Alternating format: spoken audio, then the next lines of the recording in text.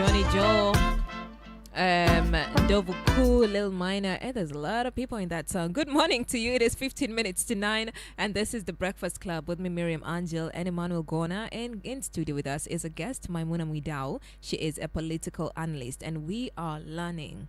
I love the fact that I'm learning. A lot. Yeah. A lot. Hii ya leo ni kusoma kwenda mbele. Sindio? Yeah. Na uzuri ni vitu zenye kila mtu zinamhusu. Yeah. Hakuna story ya hiyo ni ya sijui kina fulani. Hapana, hii ni yetu sote kabisa. Ignorance is expensive.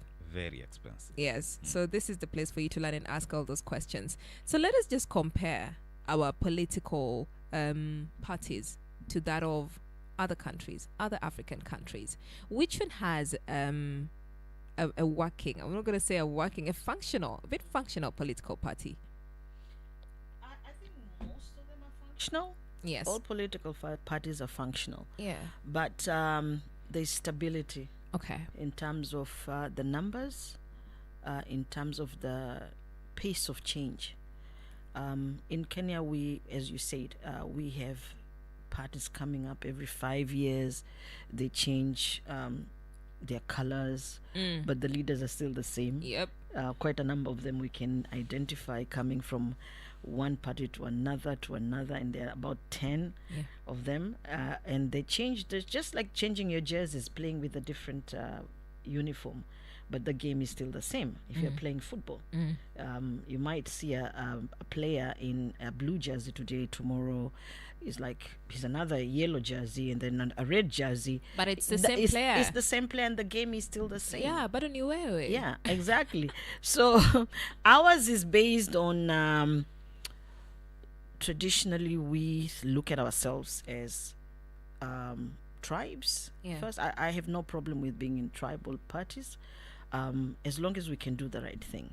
But we have not developed as much into thinking of parties where you believe in the ideology or you believe in the manifesto, because our parties today, they will load their manifesto on you and say, this is what we are going to do. Next, they have another manifesto next 5 years, which sounds almost the same but with a different color. Yep. Now, if you look at Tanzania, it's not the best example, but it's a good example. Tanzania used to have Tanganyika African National Union. That is the independence party that brought the whole country together. And then with their merger with Zanzibar, they changed into CCM, Chama cha Mapinduzi, because Zanzibar was a revolutionary government. So they came together and formed Chama cha Mapinduzi, and it's a people's republic with several standards and arrangements. So you have, if the president comes from Tanzania mainland, the vice president comes from Zanzibar. Oh. And then in Zanzibar again, the same becomes the president of Zanzibar. But they have a union, which is with an arrangement that suits them. So over time, the Chama cha Mapinduzi has been dominant. Okay. The transition is an internal transition where you have Mwalimu and then Mkapa, Mwinyi and then Mkapa and the rest. Yeah. So the transition has been smooth because it's the same system. It's the same, okay. It has not changed. Yeah. Sometimes you get confused, you might say, oh, Tanzania is doing well, they have a transition. It has never been a different party. It has been the same party. It's like it's what you said about KANU. Yes. And also just the leaders competing within Within. Oh. And KANU was not as bad as people would want to say it. Yeah. When bad leaders are in a particular party, doesn't mean the whole structure is wrong. Yeah. The structure was good. It was similar to what TANU had. From the grassroots to the national level, from every region there was representation, but it was a highly centralized system. So would you say that Tanzania has a strong opposition? It doesn't have a strong opposition. Okay. The CCM is very powerful. Yeah. It's a very grassroots system, and it has been there for years. And they have a system where they owe allegiance to the party. Oh. Kids in Tanzania would be taught about the party from a very young age and be recruited into the party system, and they grow within the system. The same thing happens in Germany. Most of the political parties, you grow into the party as kids, youth, until you get into a position where you can compete. Most developed country has those systems. So it's not like you just wake up and you go register into a political party. You learn what the political party is all about, what it stands, what is your position in the party, and you participate as a young person. When I was growing up, we used to have civics as a subject. So you used to learn about government. And by the time you finished class 7, you actually understood what government was all about, how it was formed, and the structures, administrative, executive, and the legislative. So those are systems where you learn as you grow. And then you get into the politics. And you can get into the politics as a doctor, as a lawyer, as any profession, because you want to make your contribution into your profession. So if government is formed and you're part of government and you're making laws, so the policies that relate to medical, if you are there, you would influence that. And if you're an engineer, you would influence that, because legislature is about making laws. And those laws guide the nation. So we all get affected by those laws. So Kenya has a lot of freedom. Absolutely. After 1992 and then the new constitution, we enjoy a lot of freedom compared to the region. We have the liberty to speak up and criticize leaders and still go home scot-free. That is not something we need to forget. That we came from a system, especially some of us who grew up in the one-party system, you could not criticize the president then. You'd get into trouble. Ask James Orengo, he will tell you. Ask Raila Odinga, he will tell you. If you rallied the way you rallied the other day as Gen Z, you will all be in prison. And you'll be thought about you later. So things have changed for the best. And what we have seen today is like a different generation, because the Orengos went through, the Martha Karuas passed through, and then because of their efforts, we got the new constitution. Because of their efforts, we actually got a new constitution. And the constitution making process was people oriented. And that is now the 2010 constitution. Absolutely. And that changed the whole structure of the Kenyan political scene. So we came from a highly centralized government to a devolved government. People don't seem to be able to understand that. We never had governors or counties. No, we never had that. We used to have the national government and the municipalities at the district level. So, and there were no powers at the district level to some extent. Everything was at the national level. So decision making was at the national level. So right now we have a totally different structure. We have liberties, freedom to associate. There's a Political Parties Act where it tells you you can actually form your party. This is what you need to do. So you can speak publicly. You can associate. You can demonstrate. That's your right. Peacefully, yes. And those are liberties that we enjoy today. I do want you to talk about the Political Parties Act, but I have a question here. Anasema, Assalamu alaikum, Maimuna. The way you explain politics is so interesting and makes a person like me, who does not follow politics, to actually be interested in it. Thank you. Now, my question to you is, what do the young people need to do to get a political party up and running for the next election? I'm glad to hear somebody's really enjoying this, because I love explaining to everybody why it's important to be engaged in politics. I have a younger sister who lived in the US, but she's here now. And I was telling her about it yesterday. After I finished, I was like, wow, this is really nice. Now I get to understand. She's not a Gen Z, but she was like, now I understand. It makes sense to me. Politics is interesting because it affects our lives. And we must be able to participate, to be able to make our lives better the way we want, because we vote leaders in to go to represent us, to go and make decisions that are good for us, not any decision that is bad for us. So any law that is going to be made that will make your life uncomfortable, unbearable, then I have no business staying out of it, but to make sure that that particular leader is out. Okay, and you can only do that within the legal framework of political parties or as an independent candidate. But the beauty about political parties is that you mobilize yourselves in numbers. The bottom line in politics is Politics is about numbers. Okay. There's nothing else beyond that. It's about the numbers you have. The numbers win you power. The numbers win you power. Yes. So if you can galvanize the numbers, Yes. they will take you to State House. If you can galvanize the numbers, they will make you an MCA here, and a member of parliament, and a senator. It's the numbers that matter. Now, can you influence the numbers to come together and say, this is what we want? Yeah? Yeah. And you can do it. What is the entry point?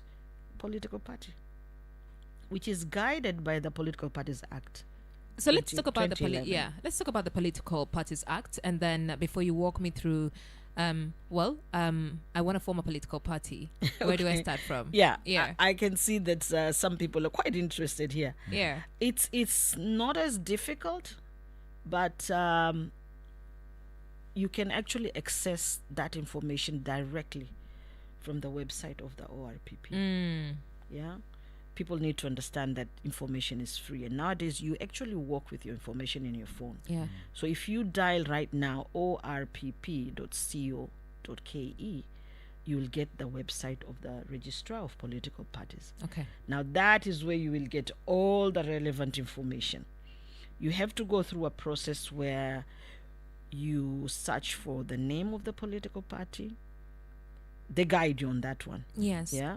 They will tell you, send your names, the ones you want to search, because then you cannot have CCM when CCM is already registered Yeah. by somebody else. Or I want CCU. CCU is already taken. You need to have something unique that is not registered yet, or is not similar to any of the ones that are already registered. Same as business. The way you register you search for a business name. Yes. It's the same with a political party. Then you need to have your logo, which is also unique to yourselves, and which has a meaning. You need to identify your slogan and the colors. Those are the first things. Okay. Then you submit them to the Registrar of Political Parties. They will advise. Normally they will get back to you and say, okay, this one is okay, this one is not okay, shape this one up and tailor this to this. Yes. They will show you how to get clarity, so you get the right things in place, and then they approve it. Yeah. Yeah. So they would also want to know the founders. So you need to have minutes of the founders. Did you guys sit and discuss? What did you come up with? You need to furnish them with the minutes. Okay. Then you need to furnish them with the summary of the ideology. What do you stand for? What does it mean? What kind of things you value? So that is the first step into registering a political party. And then there's the other processes now where you have to come with the documentation. You must have your constitution. You must have your nomination and election rules. Those are guided with IEBC and ORPP, because you work within the constitution and the acts. So they guide that if you want to have a political party, this is what you need to comply with. Okay. Within the law. Yeah. So that is the beginning of the process. The rest you'll be guided, because you need to establish the structures. They guide you on the same, but just roughly I can tell you that a political party needs to have the structures from the polling station up to the national level. Okay. So it's not just everybody rallying everywhere. You must have a structure that works. So if you are forming a political party as young people, you need to know that your structure starts at the polling station. Okay. There must be a committee at the polling station. There must be a committee at the ward level, a committee at the constituency level, a committee at the county level, and then a national committee. Okay. If you saw the Democrats' convention, that convention is the people from the grassroots up to the national level. We call them delegates of the political party. During KANU days, you used to see the Kasarani one. Those are KANU delegates from the lowest level to the highest level. Now those are the registered political party members and officials of the party. So if you wanted to know who are the officials of maybe KANU in your area, you would go to the lowest level and you'll find them there. Yeah. So when the party wants to campaign, has its activities, those officials will be the one doing those activities on the ground. So as youth, definitely, you're able to do that, then you'll have a structure in no time. Okay. But, you have to be specific who believes in you, who's one of you, who wants to be part of you, and you form the party. There's nothing difficult about it. It's just understanding the steps, and you'll be guided. The ORPP is there to guide whoever is interested. Okay. But again, politics is about competition. It is. So don't expect it to be an easy ride. Yeah, because you talked about funding. Yes. Earlier on, we talked about funding for the political parties. There's some that are funded. There's some that are not funded.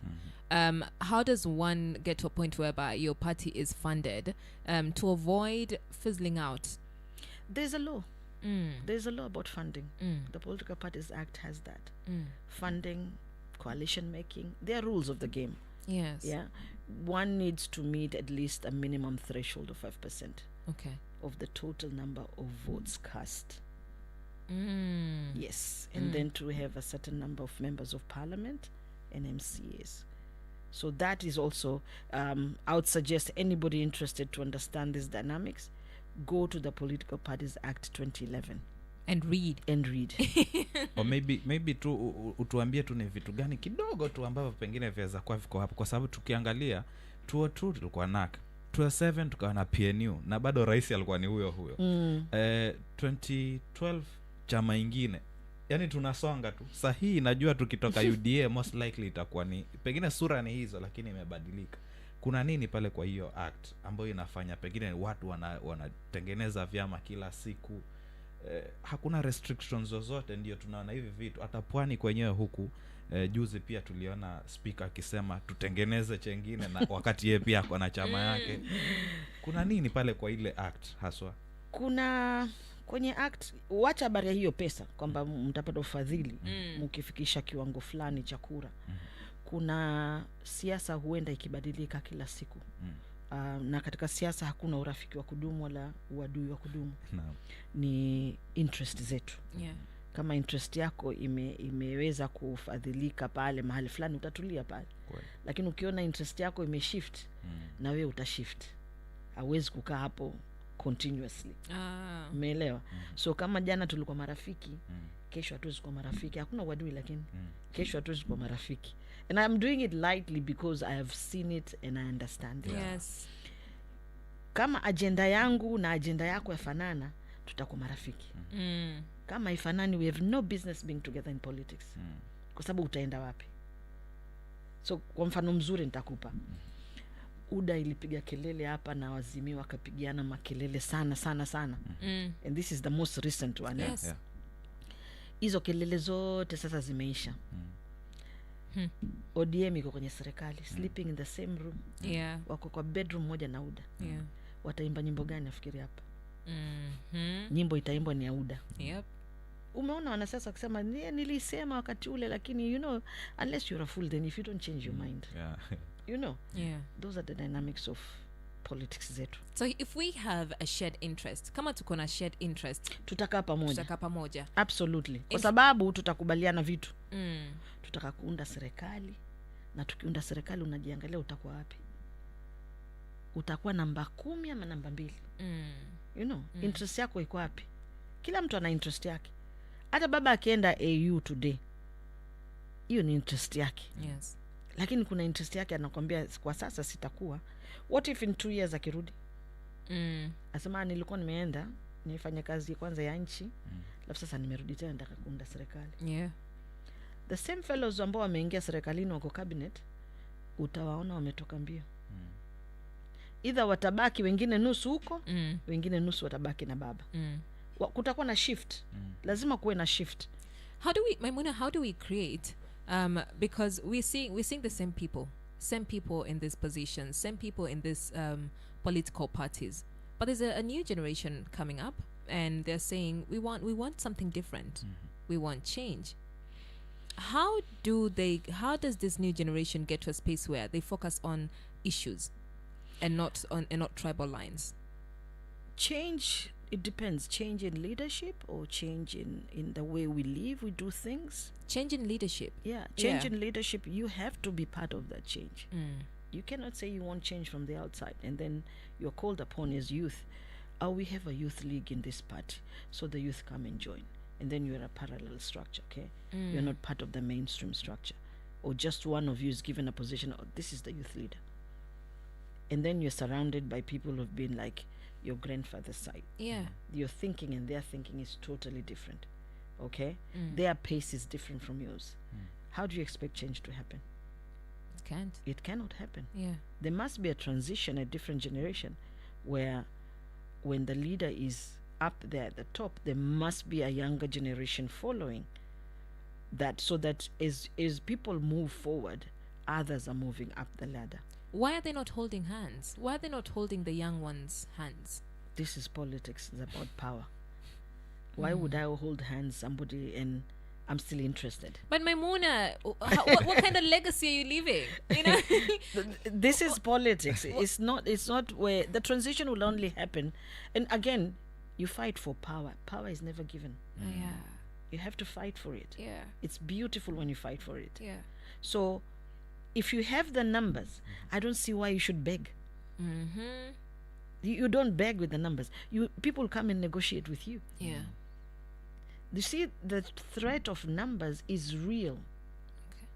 When you see a group of young people very informed, talking about issues, Yes. able to articulate those issues, and they have the numbers, that's a real threat Yeah. to the status quo. Because you want them on your side to support you. But when they're not supporting you, that's a major threat. Because if they reorganize well and they're able to vote in a space of 1 hour, you know, the way they say asubuhi saa moja tutakuwa tumemwangusha. Yeah. That's change. That's big change. You cannot undo. If it happens, you cannot undo it because that's the law. Yeah. The majority wins. So assuming you have youth having 10 million votes and they vote in the same direction, Yes. automatically there's a change. What we have seen is a revolution of the mind. Everybody is appreciating, wow. That's why the Askaris couldn't beat up the young people who are saying, I'm fighting for you. You're living in a tin house. Yes. The Askari understands. Because Like, it's true. if change comes, I might have a permanent house here. Yeah. They're not just going out there and fighting, but they're saying, you know what, we want change. And if you don't bring change, we'll force you to bring change. Okay. Yeah, that is what politics is all about. And you could see there was a dissolution of the cabinet. But what did not come out is the demand. Because one of the things that I've not spoken up publicly about, but today I'll speak about it, is when you behave like the status quo, threatening people, being abusive to leaders, they coalesce amongst themselves. And I heard and I read that Baba was visited with a lot of messages on his phone. Yeah. I don't think that was good. He felt threatened too. Yeah. But if that didn't happen, probably they won't have this alliance, what you're seeing today. Yeah. He's a political leader. And he's saying, so now they're fighting me too. So if you fight all of them in the same front, they will move together and say, hey, this is our common enemy. Yeah. This is our common enemy. If I cannot work with them, you cannot work with them. We might as well work together and protect ourselves. The enemy of my enemy is my friend. Exactly. Yeah. So that is something that the youth need to learn. You know, as young people, you'll make mistakes, but you learn. We all pass there. My father used to tell me when I was much younger, I thought, you know, I knew everything at that age. I was already doing A-levels, so I thought, wow, I've reached, you know, I know things. Yeah. And he would just tell me, you know what, I was also at your age. Yeah. So I've passed there. So to answer the question, how do we form political parties? The information is available at ORPP. And you will learn also about coalitions, what guides coalitions, Yes. how you do coalitions, how you sign agreements amongst yourselves. Because even in coalitions, the funding is provided for. You know, there's a formula for sharing. everybody gets based on their numbers. If you have a lot of numbers, you have a lot of money. Today, I think ODM gets about 500 million. Oh. Wiper gets about 400 million. UDA gets about 600 million. Oh. So based on your votes. Oh, wow. So I keep on telling people that democratically your vote counts. Yeah. But today in Kenya, the vote has a value. Yeah. It has a shilling value. So think about it. Where are you putting your shilling? Oh, wow. Thank you so much, Maimuna. It's been so nice having you. Thank you. I could listen to you all day, right? And I'll be happy to talk to the young people and guide them on the politics and explain in very simple ways why it is so important to take leadership. It is so important. I actually want you to say it. Yeah. Speak to the young person who's listening to you and tell them, why is it important to take up leadership? It is important because politics plans for our lives. Sometimes you ask yourself, so what is politics? Is it an art or is it a science? Yeah? It decides your life. It decides what you get in your ward, in your village, in your country. I keep on asking people, why would you pay a doctor 17,000 shillings who spent 6-7 years? And then you give an MCA $1 million, who actually dropped out from high school or primary school. It has been made that easy. Our politicians are highly paid in the world today. Yeah. Can we reverse that? Can we do something about it? Yes, it's possible. When you're a leader, you are there to guide the country, to make laws that will be good for the country, but not to get so much money than an engineer and a doctor and a military guy, people who do essential services. In many countries that I've traveled to, doctors are respected and well paid. The police is respected and well paid, and they behave because of that. Yeah. So if you're going to pay a doctor 17,000 after 7 years in college, a teacher, there's no business of going to school. You might as well drop out at Standard 7, all become MCAs and MPs. Yeah, you have an MP who's not even qualified, but earns more than a professor at the university. Yeah. So misguided, our priorities are upside down, and that is why we have a whole lot of corrupt activities from the lowest levels to the highest level, because we are not compensating people in the right way. But who does that? The laws do that. Who makes the laws? You need to go and make those laws. Oh, it is a broken system, but it is ours to fix it. Absolutely. Thank you so much, Maimuna, for coming through today. Thank you. I know we will have you again. And if somebody wants to follow you, are you on Twitter? Are you? I am on Twitter, not very active. I do a lot of work from home. Okay. Yeah, I'm a consultant with other stations. Yes. So it is hard to find you online. You can find me on Facebook. Good. Not very active. Yeah. Instagram, I'm there, not extremely active. I do extracurricular activities. So you may not necessarily find me in this platform. All right. But you will find me. You Google me, you will find me. All right. Google Maimuna Mwidau. You'll find her and you'll be able to understand her work. This is the Breakfast Club, 14 minutes past 9.